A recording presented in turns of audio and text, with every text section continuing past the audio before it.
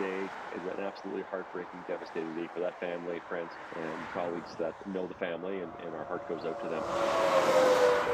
It started off as a normal return drive from a trip, but sadly, in a matter of moments, a tragic turn of events after a 9-year-old boy lost his life somewhere along this stretch of the QEW in Oakville here after he and 2 other passengers were involved in a single vehicle rollover.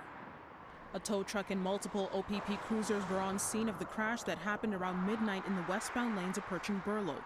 3 people, a 9-year-old and 2 men, were in a pickup truck, reportedly coming back from a fishing trip. The dark pickup at some point veered off the road, rolling over a number of times before ending up in a right shoulder ditch, landing back on its wheels. It doesn't appear that there's any environmental issues. It wasn't snowing and roads weren't slippery at the time. CityNews confirms that an off-duty nurse was near the scene and performed life-saving measures on the young boy. The child, we believe, was ejected from the vehicle. It was transported to hospital without vital signs, where he was later pronounced deceased. The driver, a 38-year-old man from Hamilton, is said to be the boy's father. He remains in hospital with serious injuries. The third person in the vehicle, a 28-year-old man, was not injured and is also related to the child and the driver. Police are looking into whether fatigue was a factor in this tragic incident. We believe is the driver had fallen asleep behind the wheel. It lost control, entered the right shoulder ditch.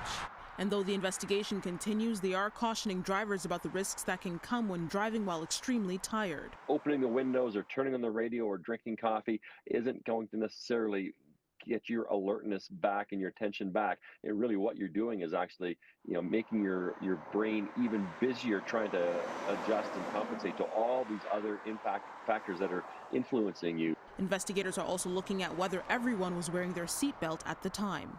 The fact that we believe one of the occupants, that passenger, that 9-year-old, was ejected from the vehicle, certainly heightens our attention to the status of the seatbelts at the time of the collision. Roads in the area were closed for several hours but have since reopened. No charges have been laid or are pending. OPP are asking anyone who may have witnessed the crash or who was in the area and has dashcam footage to contact Burlington OPP Detachment. Afua Baah, City News.